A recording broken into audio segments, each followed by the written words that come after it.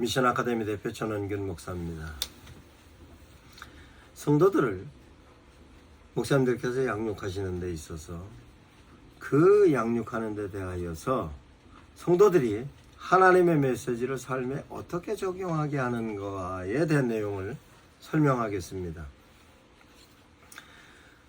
성도들의 현재 삶은 과거에 내가 어떤 판단과 어떤 결정과 어떤 실천을 했냐에 따라서 오늘이 만들어져 있는 것입니다. 그러면 오늘 이 시점에 내가 판단의 요소를 어떻게 판단했고 그 판단의 요소를 무엇으로 어떻게 결정했느냐에 따라서 미래가 오늘이 되었을 때의 결과를 예측할 수 있는 것입니다. 지금 내가 옳은 판단을 했고 옳은 결정을 했고 옳은 실천을 했으면 미래가 오늘이 되었을 때 오늘 좋은 결과로 나타나는 것입니다. 그런데 인간들은 현재 내가 판단하고 있는 판단에 대하여서 당신이 갖고 있는 지식과 경험을 통하여서 판단을 합니다.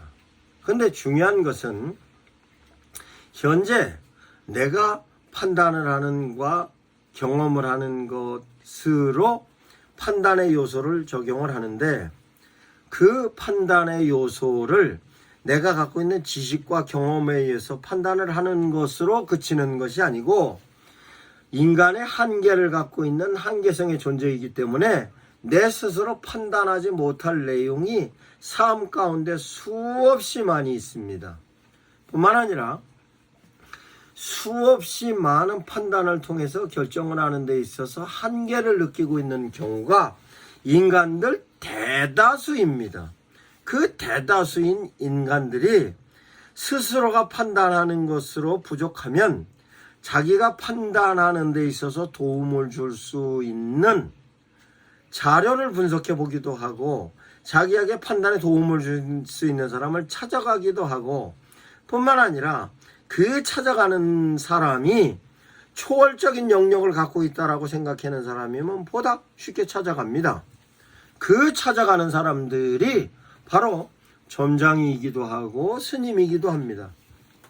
요즘 TV에서 정치인들이 판단을 잘 못해서 이런 사람을 통해서 도움을 받았다. 심지어는 대통령 집무실 옮기는 데 있어서도 이러한 판단을 그 사람을 통해서 받았다라고 이슈로 제시하는 것은 무엇이냐?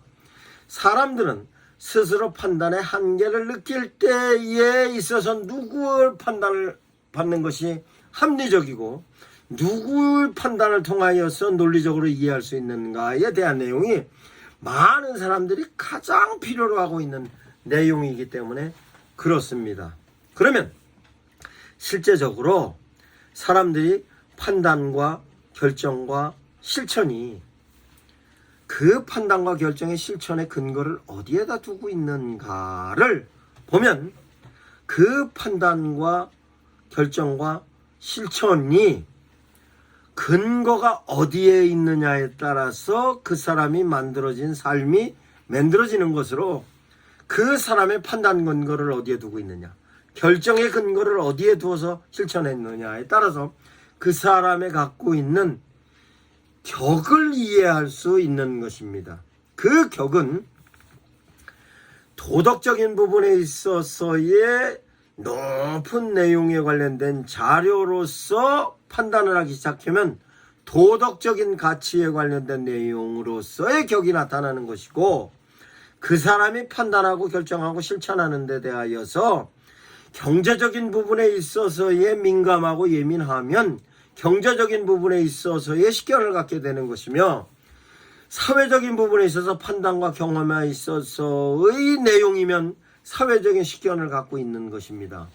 이와 같은 모든 부분에 있어서 정치, 경제, 사회, 문화 모든 부분에 있어서 판단해야 될 내용, 결정해야 될 내용, 실천해야 될 내용이 대단히 많이 있는 것입니다. 그러면 이와 같은 다양하게 판단되어지는 내용을 내가 어떻게 일일이 다 판단하고 갈 것인가에 대하여서 난감하기 짝이 없습니다. 그래도 나름대로 판단하고 결정하고 행동으로 실천하는 데 있어서 그 내용이 경제적인 판단이 됐든 사회적인 판단이 됐든 상황으로서 도덕적인 상황이든 이런 상황의 모든 내용에 대하여서 가장 합리적인 판단과 그 판단이 육가원칙에 의한 가장 옳은 판단을 하는 데 대하여서 실제적으로 상당히 많은 부분에 있어서 사람들이 해결을 못하고 그냥 밀려가는 경우가 대단히 많이 있습니다. 이와 같은 데 된 내용은 경제적인 부분에 있어서 대단히 중요하고 인간과 인간과의 관계에 있어서 대단히 중요한 것입니다. 특별히 인간관계에 있어서 나와의 자녀와의 관계에 있어서는 내가 어떤 판단과 어떤 결정을 통해서 자녀들을 교육을 할 건가, 그 자녀들을 교육하는 데 있어서 내가 어떤 실천을 해야 하는가에 대한 것, 친구와 친구와의 관계 뿐만 아니라 직장에서 직장 동료와의 관계, 모든 부분에 있어서 어떤 판단을 해야 하는가, 어떤 결정을 해야 하는가, 어떤 실천을 해야 하는가에 대한 내용을 고민을 하지 않을 수 없는 것입니다. 뿐만 아니라 관계가 흐트러졌을 때는 그 관계를 어떤 방식으로 회복을 할 건가, 회복을 할 때에 있어서는 어떻게 회복을 해야 하는가, 내가 삶을 살아가는 데 있어서 관계가 깨져서 받고 있는 스트레스는 어떻게 해결해야 되는가, 이와 같은 데 내용을 사회학적으로, 심리학적으로, 정신분석학적으로 수없이 많은 사람들이 노력을 하고 대안을 제시합니다. 그 대안으로서는 도덕적인 부분, 문화적인 부분, 상당히 많은 부분에 있어서의 내용인 것입니다. 그러면 그 내용이 실제적으로 내가 어떻게 적용을 해야 하는가에 대한 것이 스스로가 갖고 있는 지식으로 가고, 스스로가 가지고 있는 경험으로 가고, 스스로가 가지고 있는 부분은 물으러 가는데 그 부분이 전적으로 옳다고만은 할 수 없는 것입니다. 그러면 전적으로 옳다 할 수 있는 근거는 어디에서 찾을 것이냐? 종교로 찾아가면 불교를 찾아가기도 하고, 도덕적인 부분에서 유교를 적용하기도 합니다. 심지어는 샤머니즘적인 응용을 통하여서도 적용을 합니다. 그런데 그 부분에 있어서 분명한 한계가 있는 것입니다. 이에 대한 내용을 실제적으로 우리는 성경을 통하여서 그 상황을 해결하는 부분으로 그 판단은 근거를 하나님이 도와주시는 판단으로, 하나님께서 도와주시는 결정으로, 하나님께서 도와주시는 실천으로 이렇게 이해하면 실제적으로 하나님의 도우심을 통하여서 가장 효과적인 부분의 판단과 결정과 실천을 하게 하는 것입니다. 그러면 지금 내가 판단하는 것이 하나님께서 원하는 판단과 유사한가? 지금 내가 결정하는 것이 하나님의 뜻으로의 결정인가? 지금 내가 실천하는 것이 하나님의 뜻으로의 실천인가? 그럼 하나님의 뜻은 어떻게 우리가 이해할 수 있는가? 우선적으로 성경적인 근거를 통하여서 하나님의 뜻을 이해할 수 있습니다.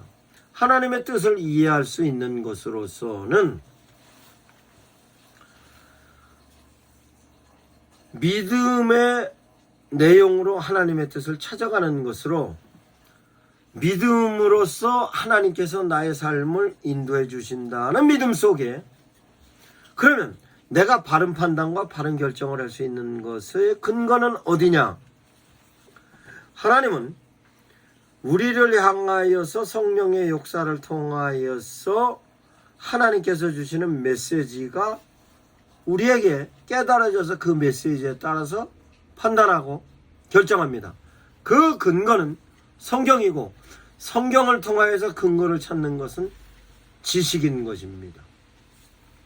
그래서 하나님께서 내가 옳은 판단을 하고 옳은 결정을 하게 하는 사유적인 면에 있어서 판단과 결정의 근거는 지식을 통하여서 판단하는 겁니다.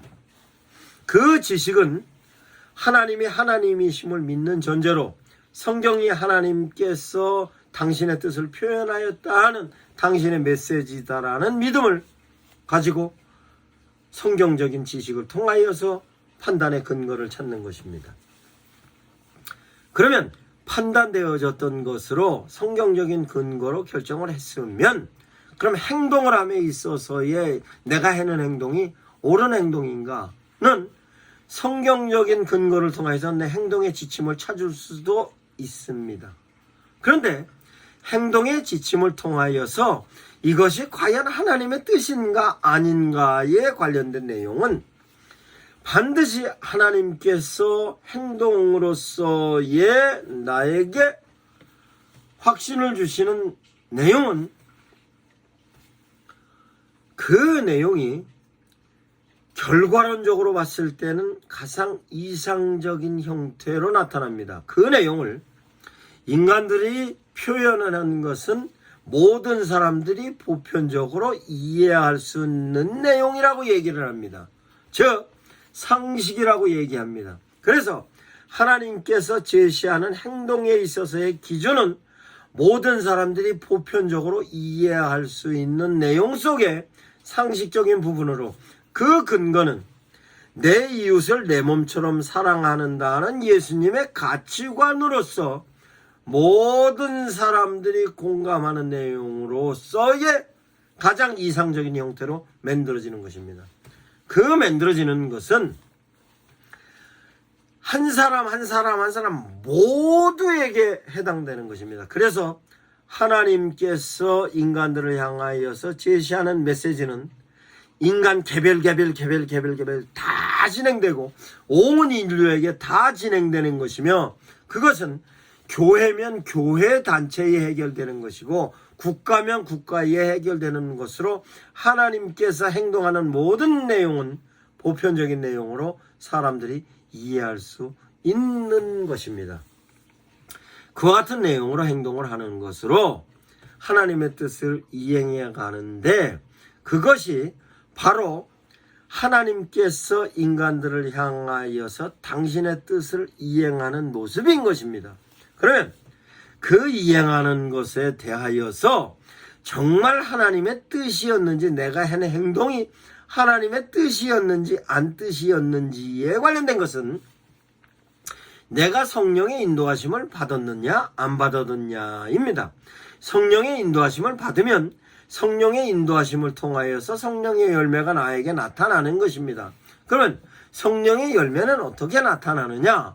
성령의 보편적인 열매로 9가지 열매를 얘기하고 있습니다.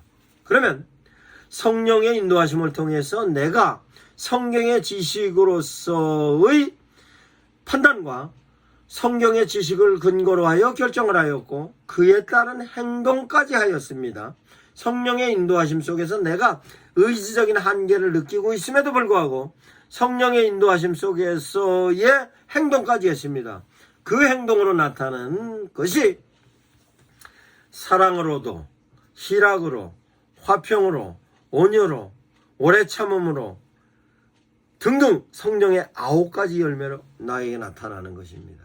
그 나타나는데 가장 중요한 현상 가운데 하나는 내가 참을 수 없을 때 참는 나로서 나타납니다. 내가 말 한마디 행동함으로 말미암아 화평이 만들어집니다. 내가 저 사람을 도저히 저 사람 싫은데 온유로 나타나는 겁니다. 뿐만 아니라 내가 도저히 참을 수 없는데 참음으로 나타납니다. 그러면 그 모든 내용에 관련된 내용이 실제적으로 하나님의 뜻을 실천하면 나에게 희락으로서 기쁨이 나타납니다. 근데 놀랍게도 그것은 전인적인 모습으로 나타납니다. 전인적인 모습은 어떤 모습이냐?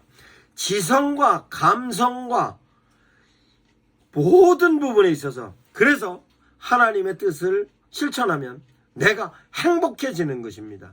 하나님의 뜻을 이행하면 내가 행복해지는 것입니다. 그 행복되어졌던 것이 내가 그 실천하는 모든 내용을 무모하게 실천하는 것이 아니라 그 실천하는 내용을 지성과 감성과 영성 모든 부분 전인적인 모습으로 다 만들어지는 것입니다. 왜 그러냐?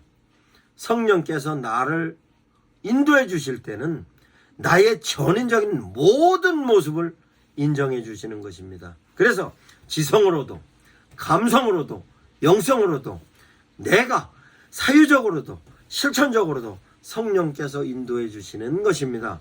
이와 같은 데 대한 내용으로 성도들의 실생활 가운데서 하나님의 뜻으로 삶을 이어가는 것이 바로 하나님의 온전하신 뜻을 믿음으로 받아들인 사람들의 행동하는 형태인 것입니다. 이와 같은 내용을 유튜브에 상생의 양육에 대한 내용을 정리해 놓고 있습니다. 목사님들께서 미션 아카데미 채널을 통하여서 성도들에게 적용하실 수 있도록 제시하시기 바랍니다. 감사합니다. 미션 아카데미 대표 전원균 목사입니다.